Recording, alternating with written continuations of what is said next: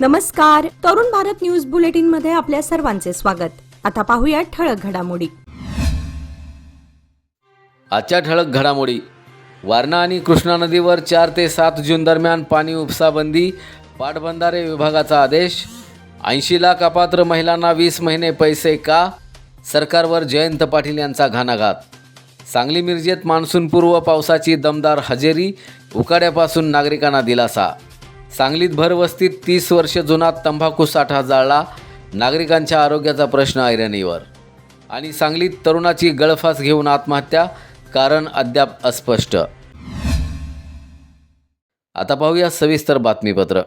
कोयना धरणातील उपलब्ध पाणीसाठा जपण्यासाठी सांगली आणि सातारा जिल्ह्यातील कृष्णा नदीवरील पाणी उपशाबाबत महत्त्वाचा निर्णय घेण्यात आला आहे. कोयना धरण ते हरिपूर हद्दीपर्यंत 4 जूनच्या मध्यरात्रीपासून ते 7 जूनच्या मध्यरात्रीपर्यंत शेतीसाठी, खाजगी तसंच बिगर सिंचन आणि औद्योगिक वापरासाठी होणारा पाणी उपसा बंद ठेवण्यात येणार आहे.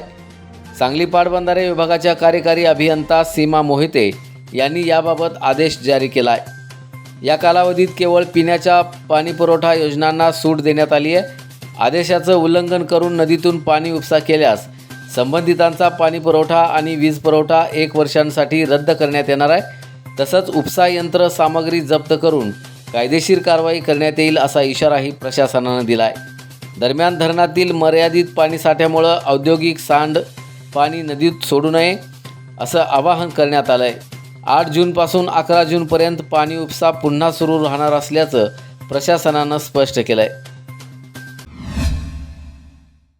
मुख्यमंत्री लाडकी बहीण योजनेतील तब्बल 80 लाख लाभार्थी महिलांना अपात्र ठरवण्यात आल्याच्या पार्श्वभूमीवर राष्ट्रवादी काँग्रेस शरदचंद्र पवार पक्षाचे माजी प्रदेशाध्यक्ष तथा आमदार जयंत पाटील यांनी राज्य सरकारवर जोरदार टीका केली आहे. जयंत पाटील म्हणाले, शासनाच्या म्हणण्यानुसार जर 80 लाख लाभार्थी बोगस अथवा अपात्र असतील तर त्यांना गेल्या 20 महिन्यांपासून योजनेचा लाभ का देण्यात आला? योजना सुरू करतानाच पात्रता पडताळणीसाठी सक्षम यंत्रणा उभी का करण्यात आली नाही, असा सवालही त्यांनी उपस्थित केला आहे. तसंच दरमहा 1500 रुपयांप्रमाणे या लाभार्थ्यांना सुमारे 24,000 कोटी रुपये वितरित करण्यात आल्याचा दावा करत हा प्रकार प्रशासनाच्या हलगर्जीपणाचा की नियोजनातील गंभीर त्रुटींचा परिणाम आहे, याचीही चौकशी करण्याची मागणी त्यांनी केली आहे. या संपूर्ण प्रकरणाची जबाबदारी निश्चित करून संबंधितावर कारवाई करावी, असंही जयंत पाटील यांनी पुढे बोलताना म्हटलं आहे. सांगली मिरजसह परिसरात आज मान्सूनपूर्व पावसानं दमदार हजेरी लावली.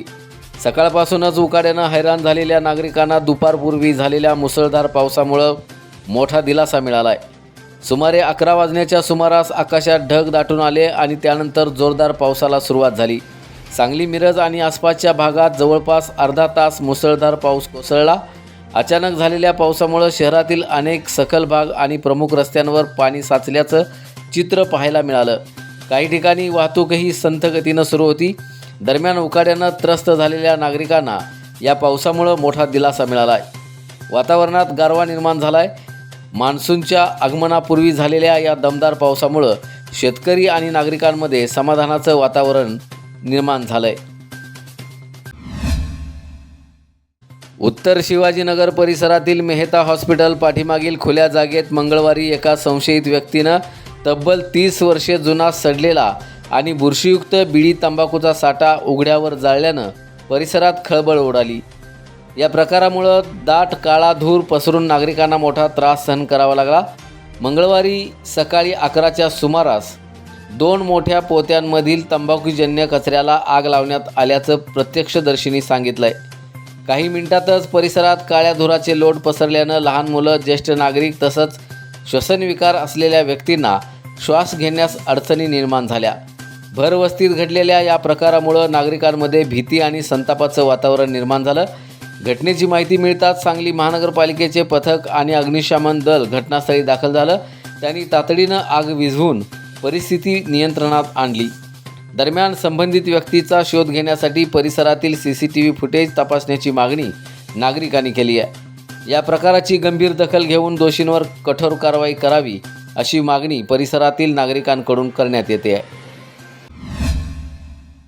सांगली शहरात एक धक्कादायक घटना समोर आली आहे. काकानगर परिसरातील रहिवासी सचिन यादव यांनी झाडाला गळफास घेऊन आत्महत्या केल्याची घटना उघडकीस आली आहे. घरापासून काही अंतरावर असलेल्या कृष्णा नदीवरील बायपास पुलाजवळील झाडाला गळफास घेत त्यांनी आपलं जीवन संपवलं आहे. ही घटना उघडकीस आल्यानंतर परिसरात एकच खळबळ उडाली आहे. मिळालेल्या माहितीनुसार सकाळच्या सुमारास काही नागरिकांना झाडाला गळफास घेतलेल्या अवस्थेत सचिन यादव दिसून आले. यानंतर तात्काळ पोलिसांना माहिती देण्यात आली. घटनेची माहिती मिळताच सांगली शहर पोलिसांनी घटनास्थळी धाव घेत पंचनामा केला आणि मृतदेह शवविच्छेदनासाठी पाठवला. आत्महत्येमागील नेमकं कारण अद्याप समोर आलं नाही. कोणतीही सुसाईड नोट अथवा ठोस कारण अद्याप पोलिसांच्या हाती लागलेलं नसल्याची माहिती देण्यात आली आहे. त्यामुळे यादव यांनी हे टोकाचं पाऊल कोणत्या कारणामुळे उचललं याचा शोध पोलीस घेत आहेत. या घटनेमुळं काकानगर परिसरात हळहळ व्यक्त होत असून पुढील तपास सांगली शहर पोलीस करतायत. याचबरोबर आजचे बातमीपत्र इथे संपले. अधिक माहिती आणि ताज्या घडामोडींसाठी पाहत रहा तरुण भारत न्यूज चॅनल. तसेच आमच्या चॅनलला लाईक, शेअर आणि सबस्क्राईब करायला विसरू नका. आणि विश्वासार्ह बातम्यांसाठी दररोज वाचा दैनिक तरुण भारत. धन्यवाद.